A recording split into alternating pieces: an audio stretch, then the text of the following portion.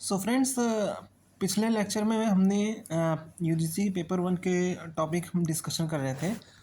तो उसमें हम लोग मेमोरी लेवल ऑफ टीचिंग तक हम लोग डिस्कस कर लिए थे। आज हमारी कोशिश रहेगी understanding level.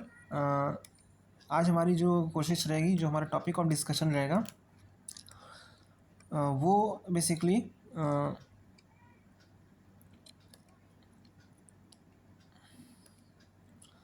Understanding level, reflective level और ऑब्जेक्टिव ऑफ टीचिंग रहेगा, right.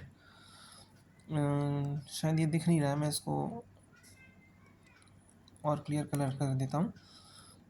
Understanding, reflective and objective of teaching, इन तीनों चीज़ों पे हम आज डिस्कस करेंगे और शायद हम लोग इस पे इफ़ेक्टिव टीचिंग प्रैक्टिसेस पे भी हम लोग थोड़ी बात कर लेंगे, right.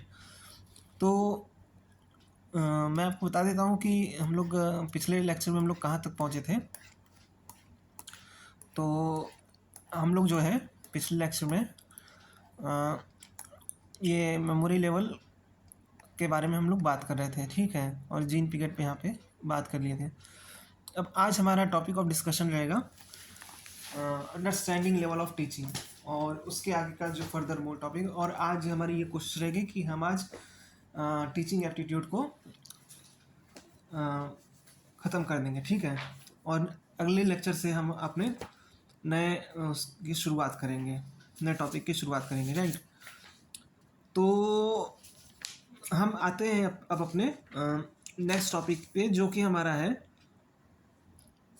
Understanding level of teaching, right. तो मैं यहाँ पे टॉपिक लिख देता हूँ।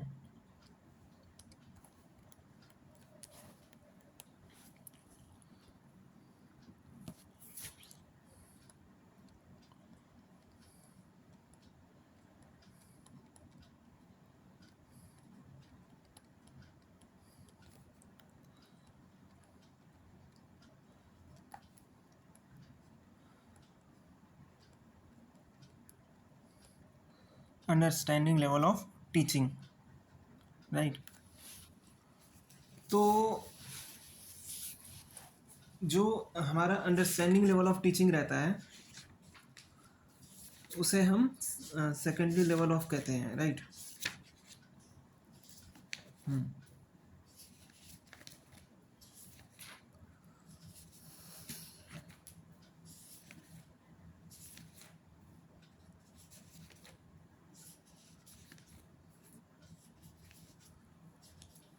तो अंडरस्टैंडिंग लेवल ऑफ टीचिंग के जो सबसे बड़े प्रोपोनेंट माने जाते हैं, मेन प्रोपोनेंट माने जाते हैं, वो हैं Morrison, right. Morrison is the proponent of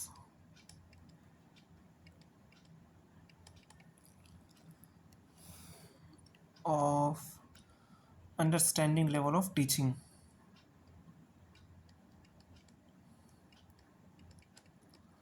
level of teaching, right.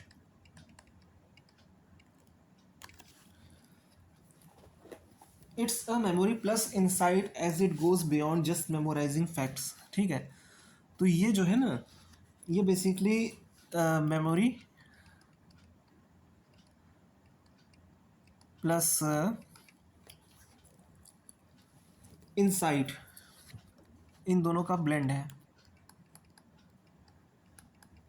इसका मतलब ये है कि इसमें सिर्फ जो लर्नर होता है वो सिर्फ रोट लर्निंग पे डिपेंड नहीं रहता है, बल्कि उसे जो सीखा रहता है, जो उसे याद कराया जाता है, वो उसे उसका पूरा एनालिसिस भी करता है, और उसकी ये पूरी कोशिश रहती है कि वो एनालिसिस के थ्रू इस कंक्लूजन पे पहुंच सके, ठीक है।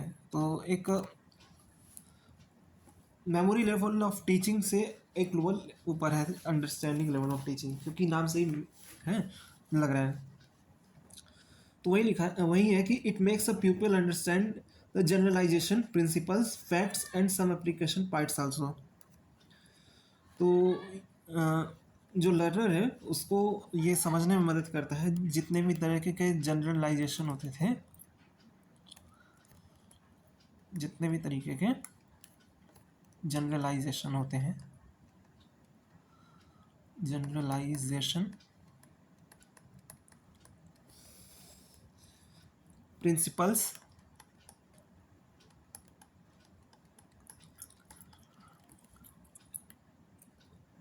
फैक्ट्स एंड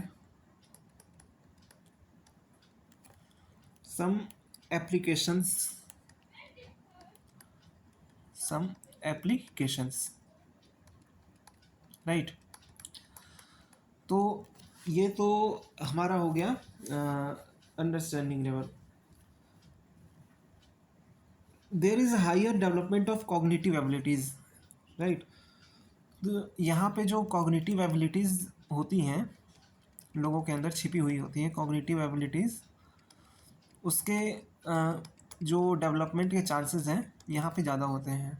यहाँ पे हायर डेवलपमेंट एक्चुअली में होता है, ठीक है। अब इसके हम ज़रा ऑब्जेक्टिव पे आते हैं। तो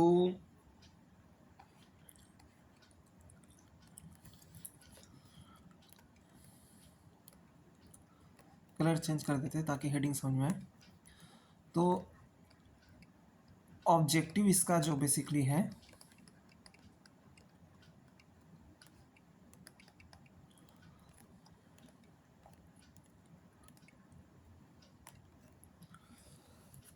सबसे पहला है कि understanding of instructional messages by means of interpretations, exemplifications, classifications, comparisons, inferences of instructional messages, ठीक है।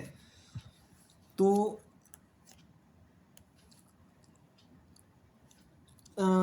इंस्ट्रक्शनल जो मैसेज होते हैं, पहला ऑब्जेक्टिव है इंस्ट्रक्शनल मैसेजेस को, इंस्ट्रक्शंस और मैसेज को एक्चुअली में अंडरस्टैंड करना by the means of interpretation, मतलब किसी भी चीज़ को देखने का नज़रिया, एग्जाम्प्लिफिकेशन यानी एग्जाम्प्लिफिकेशन मतलब उदाहरणीकरण इसको कह सकते हैं। फिर क्लासिफिकेशन, वर्गीकरण, क्लासिफिकेशन वर्गीकरण, फिर कंपैरिजन यानी तुलना, कंपैरिजन, फिर इन्फ्रेंसेस यानी क्या इन्फर करते हैं किसी भी चीज़ से, ठीक है। तो इन तरीक़ों से इंस्ट्रक्शंस और मैसेजेस को अंडरस्टैंड करने का ये मेन एम होता है, अंडरस्टैंडिंग लेवल ऑफ टीचिंग का, ठीक है। दूसरा जो इसका मेन एम होता है वो है application objectives including use of proper procedure. तो एप्लीकेशन ये दूसरा एम है। तीसरा है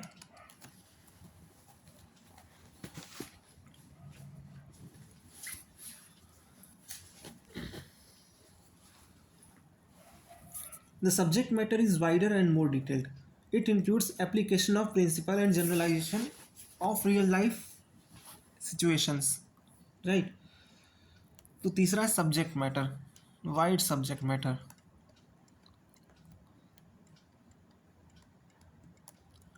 वाइड सब्जेक्ट मैटर, ठीक। तो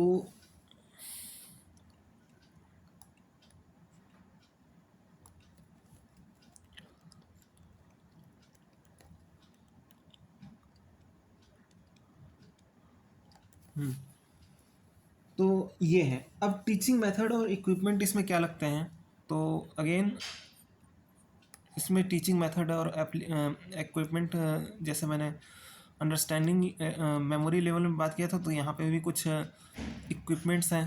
तो कलर पहले चेंज कर देते हैं ताकि हेडिंग बन जाए। तो इक्विपमेंट्स की मैं अगर बात करूँ यहाँ पे,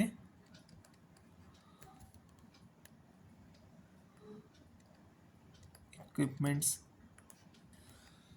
तो इक्विपमेंट्स है पहला lecture,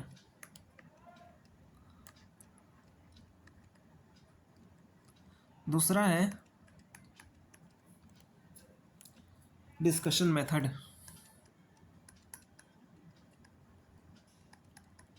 discussion method,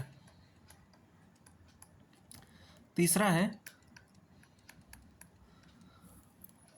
inductive deductive. ये इस चीज़ को बाद में हम डिस्कस करेंगे, ठीक है।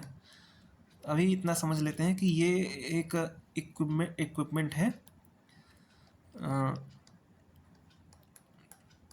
जो इसमें होता है यूज़। फिर exemplification and explanation, exemplification and explanation, explanation. तो ये हमारे इन तरीक़ों से टीचिंग मेथड और ये हमारे इक्विपमेंट्स बन जाते हैं। अब बात करता हूँ मैं कि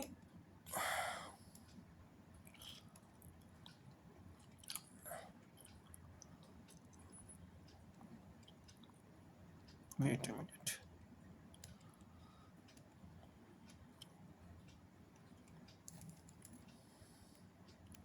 ओके। अब हमारा जो अब हम बात करते हैं exemplification make use of specific instances that is examples in classroom to clarify point, ठीक है। एग्जाम्प्लिफिकेशन का मतलब क्या होता है कि एग्जाम्प्लिफिकेशन मतलब जैसे हमें कुछ इंस्टेंस दिया जाता है, ठीक है, कुछ हमें एक उदाहरण दिया जाता है, ठीक है। जैसे इसको मैं ऐसे समझ सकता हूँ, जैसे मैं क्लास का टीचर हूँ, राइट, और मैं ये कहता हूँ कि कल जो है, कल मैं नहीं आ रहा हूँ, ठीक है, कल नहीं आ रहा हूँ मैं, या मैं दूसरा कुछ कहता हूँ, मतलब मैं एग्जाम्प्लिफिकेशन एक तरीके से आप इसको ऐसे समझ लीजिए कि जैसे हम कुछ भी एक्सप्लेन करते हैं तो उसका एग्जाम्पल देते हैं, राइट। जैसे मैं क्लास में पढ़ा रहा हूँ, कोई हिस्ट्री का इवेंट पढ़ा रहा हूँ, ठीक है। जैसे मान लीजिए मैं पढ़ा रहा हूँ कि दिल्ली सल्तनत के बारे में पढ़ा रहा हूँ, राइट। तो मैं ये कहता हूँ कि भाई दिल्ली सल्तनत जो थी आपकी, ये एक मोनार्की थी, राइट, ऑटोक्रेटिक मोनार्की थी, ऑटोक्रेटिक मोनार्की थी। ये मैं एग्जांपल ही बता रहा हूँ। तो अब इसके लिए मैं क्या कहता हूँ, इसके लिए कहता हूँ कि देखो ऐसा है कि अब क्यों थी, कैसे थी, तो इसका एग्जांपल मैं देता हूँ बलबन का एग्जांपल, ठीक है, या मैं देता हूँ अलाउद्दीन खिलजी का एग्जांपल। तो मैं ये दो एग्जांपल दे रहा हूँ, तो इन एग्जांपल के थ्रू मैं ये अपने जो पॉइंट्स हैं उनको एक्सप्लेन कर रहा हूँ, हैं। तो इस प्रोसेस को जो कहा जाता है एग्जाम्प्लिफिकेशन कहा जाता है, राइट। तो आई होप अब आप समझ चुके होंगे कि यहाँ पे क्या कहने की कोशिश की जा रही है, right.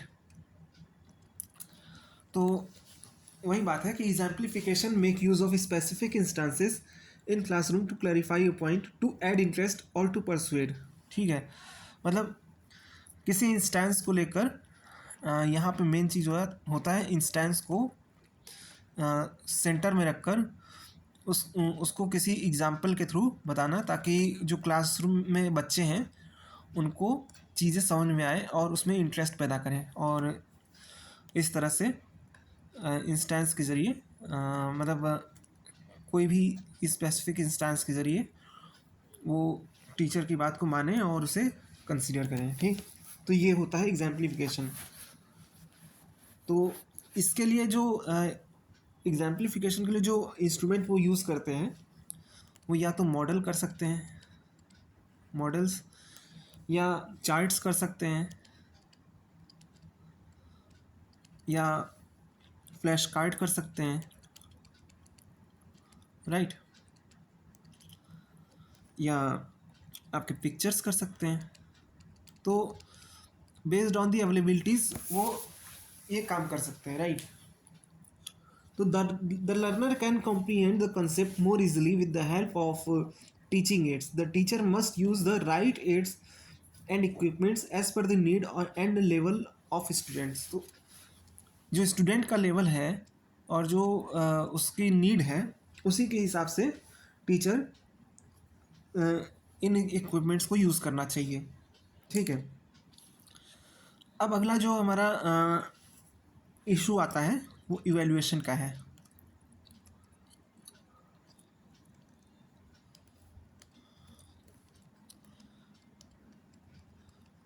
Evaluation, right.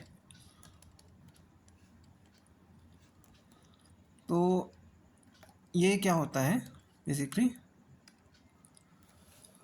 The evaluation system mainly include both essay and objective type question. तो यहाँ पे जो है ऑब्जेक्टिव टाइप और एसे टाइप,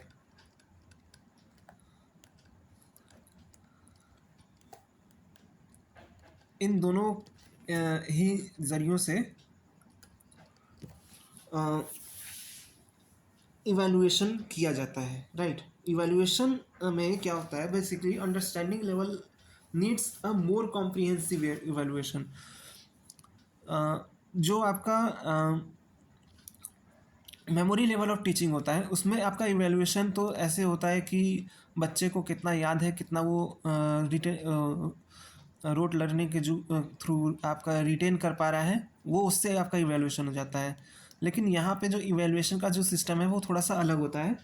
यहाँ पे इवैल्यूएशन का जो चीज़ें होती हैं वो ज़्यादा कॉम्प्रिहेंसिव होती हैं, यानी कि वो उसके ज़्यादा एस्पेक्ट कवर होते हैं, राइट।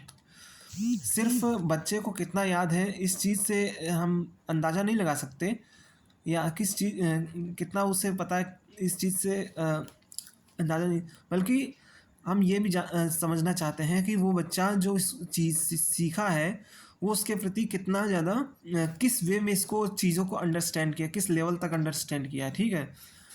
तो इवैल्यूएशन यहाँ पे भी इस एस्पेक्ट को भी कवर करता है, राइट। तो कॉम्प्रिहेंसिवनेस इसका एक खास चीज़ होती है। The test and tool needs proper planning, right. यहाँ पे जो टेस्ट होता है यहाँ पे ये प्रॉपर प्लानिंग के साथ होनी चाहिए, राइट। यहाँ पे प्लानिंग मांगती है।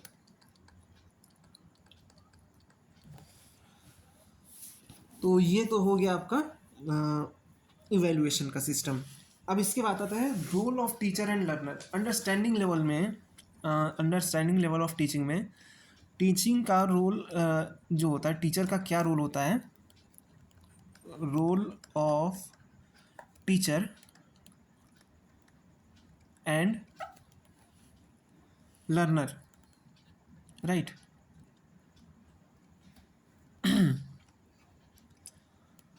तो इस पे आते हैं। तो यहाँ पे जो टीचर का जो रोल होता है वो सिग्निफिकेंट होता है। Significant role of teacher, significant role of teacher, right. और यहाँ पे जो लर्नर का जो रोल है वो मोर एक्टिव रहता है।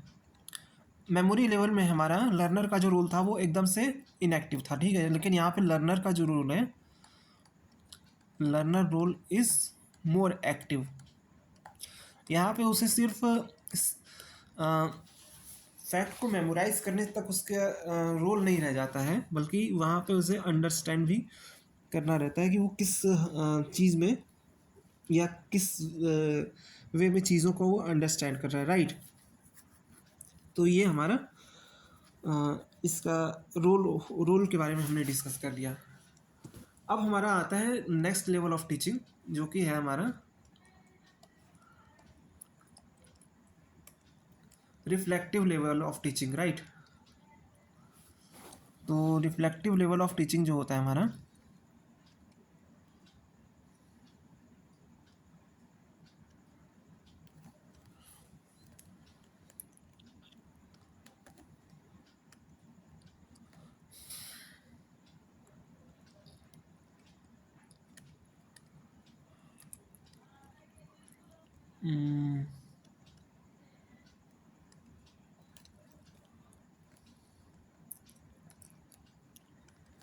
ये है reflective level of teaching, right. Short में इसको RLT कहा जाता है, राइट। ये क्या होती है? तो इसके सबसे पहली चीज़ है कि रिफ्लेक्टिव लेवल ऑफ टीचिंग के जो मेन प्रोपोनेंट हैं वो हैं आपके हंट। मॉरिसन तो अंडरस्टैंडिंग लेवल के थे मॉरिसन, यहाँ पे इसके हैं हंट, ठीक।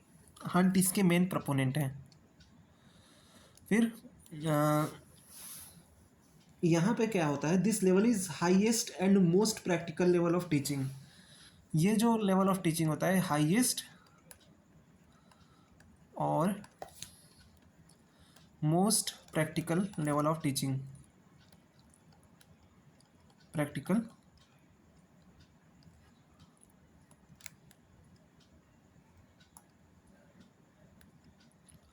Level of teaching, right. फिर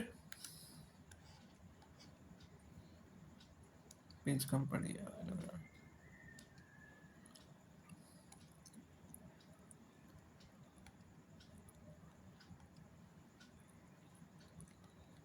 राइट। तो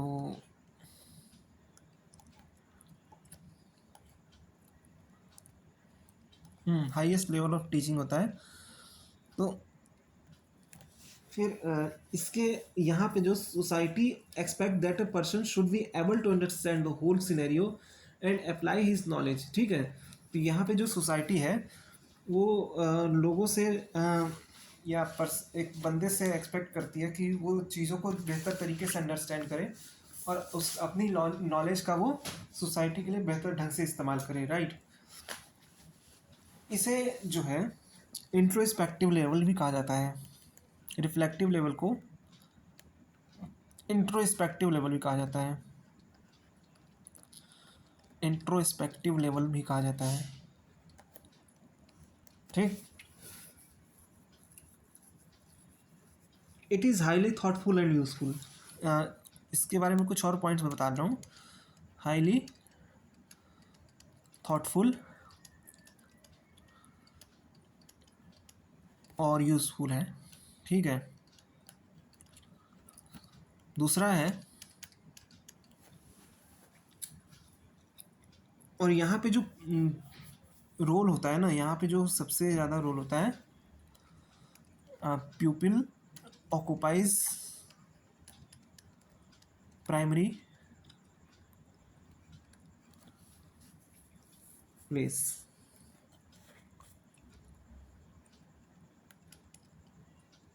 प्राइमरी प्लेस, राइट। फिर तीसरा आता है कि learner can achieve this level only after attaining memory level और अंडरस्टैंडिंग लेवल, ठीक है। तो यहाँ पे जो लर्नर होता है इस लेवल तक पहुंचने के लिए उसे मेमोरी लेवल लर्नर जो है यहाँ पे कुड ओनली अचीव बाई, जब तक वो मेमोरी और अंडरस्टैंडिंग लेवल तक नहीं पहुँचते तब तक वो यहाँ पे पहुँच ही नहीं सकता। यानी कि उसे memory level plus understanding level दोनों से गुजरना होगा, दोनों लेवल से गुजरना होगा, राइट, तभी वो यहाँ तक पहुँच सकता है।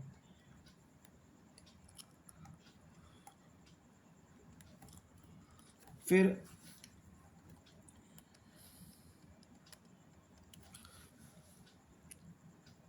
Eight this level student is made to face a real problem situation. यहाँ पे जो इस लेवल पे जो है जो स्टूडेंट होता है वो रियल लाइफ बेस्ड या रियल सिचुएशन रियल प्रॉब्लम को फेस करता है, या रियल लाइफ बेस्ड प्रॉब्लम जो होती हैं उनको फेस करता है ताकि वो अपने उस प्रॉब्लम के हिसाब से उस रियल लाइफ सिचुएशन के हिसाब से अपने डिसीजन को ले सके, राइट। यहाँ पे जो प्रॉब्लम है, प्रॉब्लम को पहले यहाँ पे आइडेंटिफाई किया जाता है, राइट, उसके बाद उसे डिफाइन किया जाता है, फिर उसके बाद उसे उसके सॉल्यूशन पर पहुंचा जाता है, ठीक।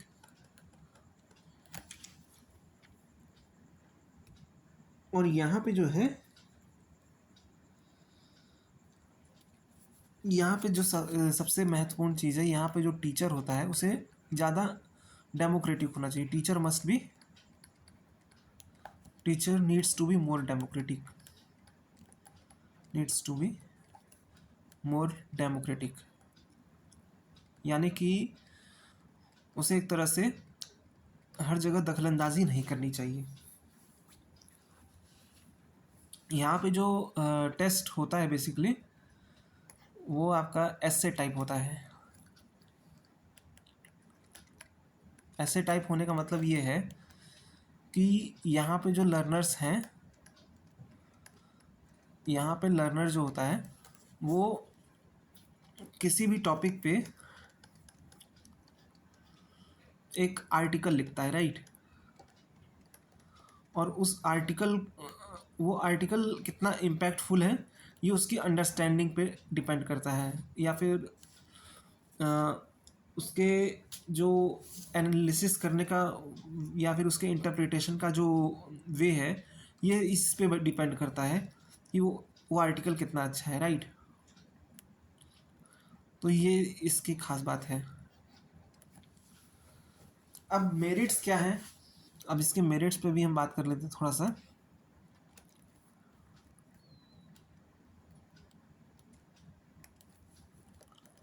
तो मेरिट्स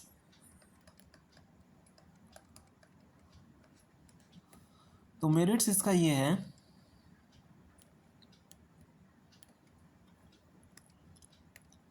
कि लर्नर सेंटर है, राइट, लर्नर सेंटर।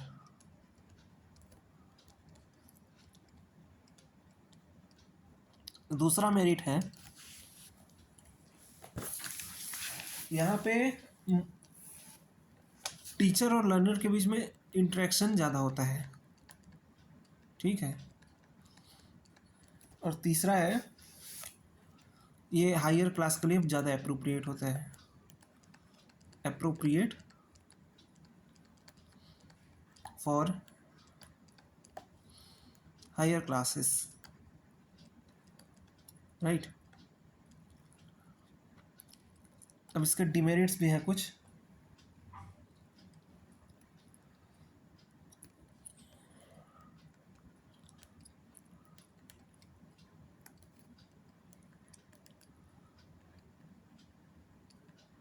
डिमेरिट्स तो क्या है demerits?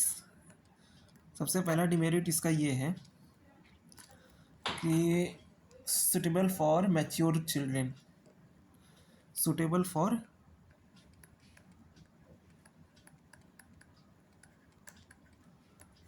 Mentally mature children, right.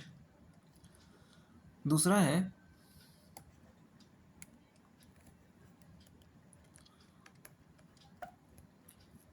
Study material is neither organised nor planned और सिस्टमेटिक। ठीक है, तो यहाँ पे जो स्टडी मटेरियल है ये प्लान्ड नहीं है और ऑर्गेनाइज्ड भी नहीं है।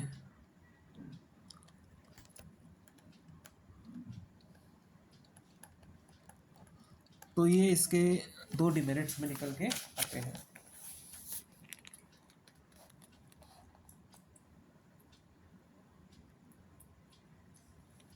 अब तो ये तो हमने बता दिया आपको रिफ्लेक्टिव लेवल ऑफ टीचिंग के बारे में। अब हम आपको बताते हैं कि ऑब्जेक्टिव ऑफ टीचिंग क्या होता है, राइट। लेकिन उससे पहले हम आपको कुछ और चीज़ें भी बता देते हैं कि जो हमारा मेटाकॉग्निशन होता है, metacognition is a sub division of cognition और a type of cognition.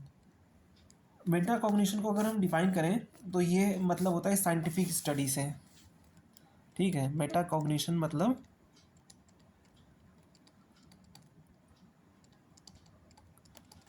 Scientific study, scientific study. Okay, तो ये सारी चीज़ें हैं।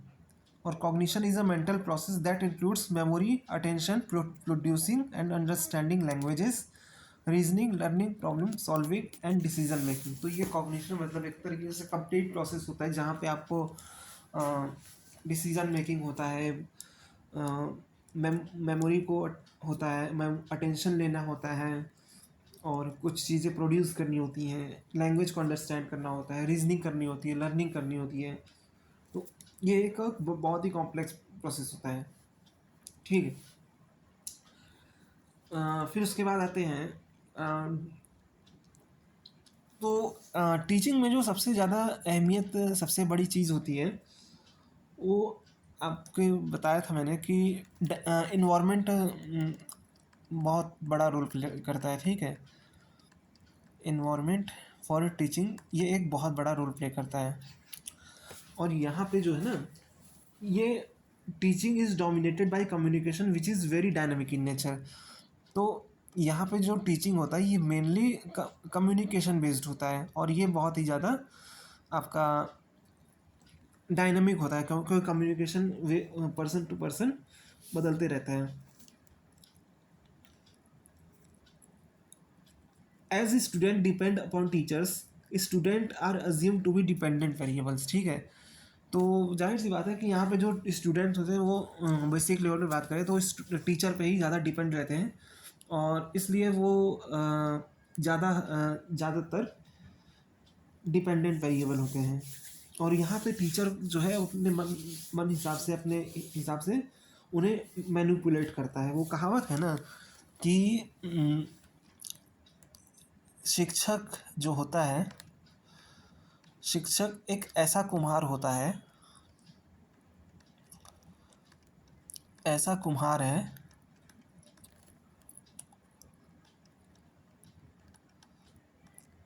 जो छात्र रूपी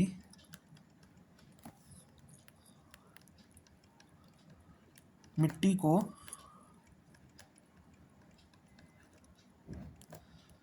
अपने हिसाब से, अपने हिसाब से ढालता है। ठीक है, वही चीज़ है यहाँ पे।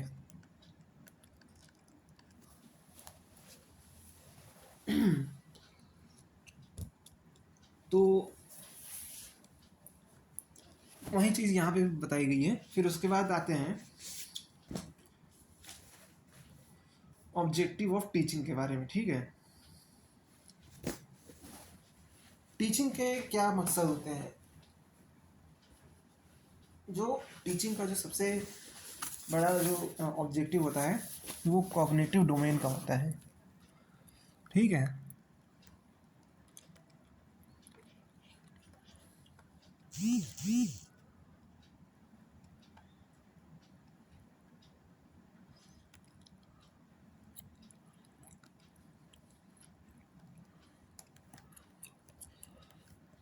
ऑब्जेक्टिव पे आते हैं, ऑब्जेक्टिव ऑफ टीचिंग।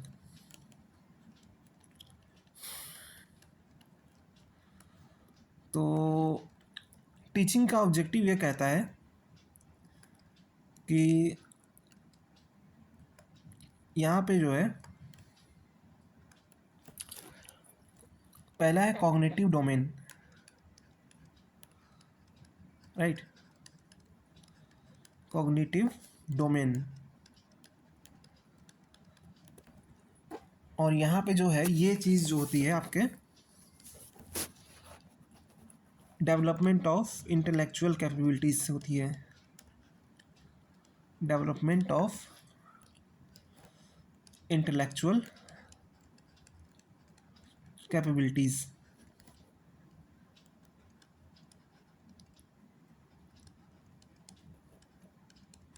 राइट। फिर दूसरा है, और यहाँ पे जो इंटेलेक्चुअल कैपेबिलिटी से हमारा मतलब है वो है हमारा नॉलेज से, कॉम्प्रिहेंशन से और एप्लीकेशन से, राइट। फिर उसके बाद यहाँ पे जो दूसरा आता है वो अफेक्टिव डोमेन है,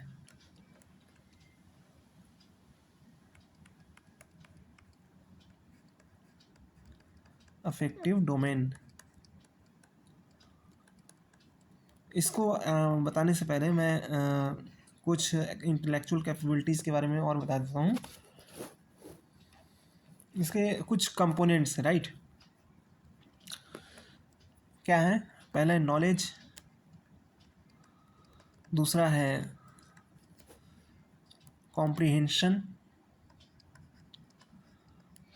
कॉम्प्रिहेंशन, तीसरा है एप्लीकेशन,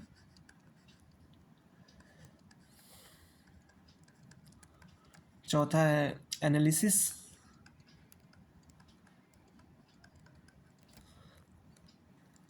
पांचवा है सिंथेसिस, और आखिर में है इवैल्यूएशन।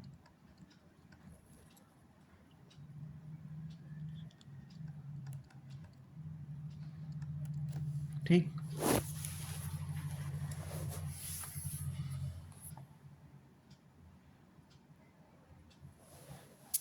तो ये कुछ कंपोनेंट थे कॉग्निटिव डोमेन के तहत, राइट। अब जो हमारा दूसरा डोमेन दूसरा जो आता है वो आता है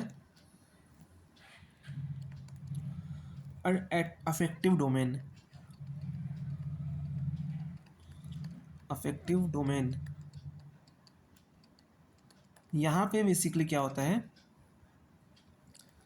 कि एटीट्यूड, ये एटीट्यूड, मोटिवेशन, मोटिवेशन,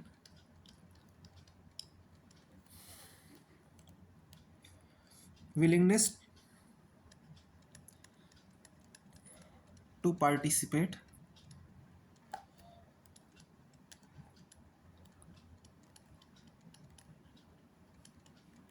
और valuing what is being learned,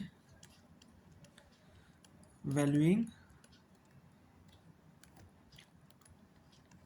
what is being learned,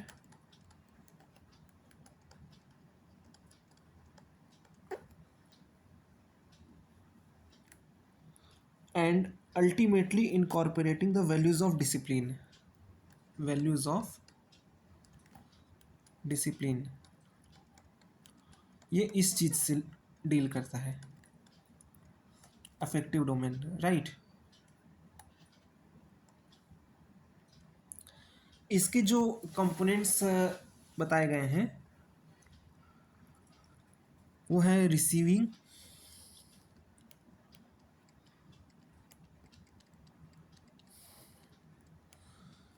responding,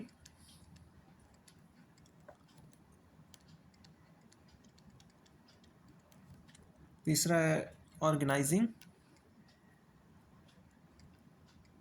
organising,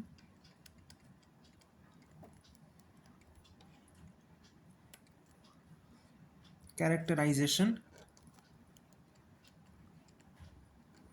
characterisation,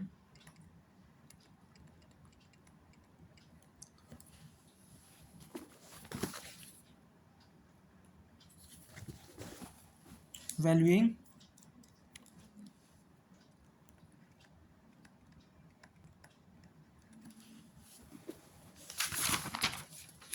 ये 5 चीज़ें इसके अंदर में हमें देखने को मिलती हैं, राइट। और इफेक्टिव एजुकेशन जो है ये थोड़ा सा लॉन्ग टाइम लेता है, लॉन्ग टाइम ये लेता है।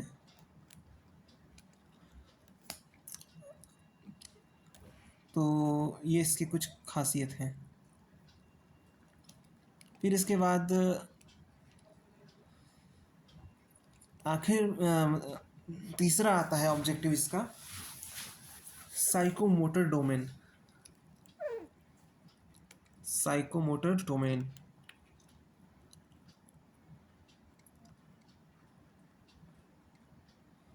साइकोमोटर डोमेन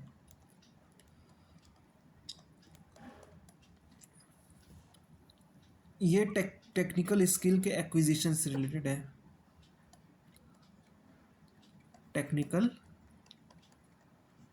स्किल से रिलेटेड है, ठीक है, इसके एक्वायर करने से रिलेटेड है। और इसके जो हमें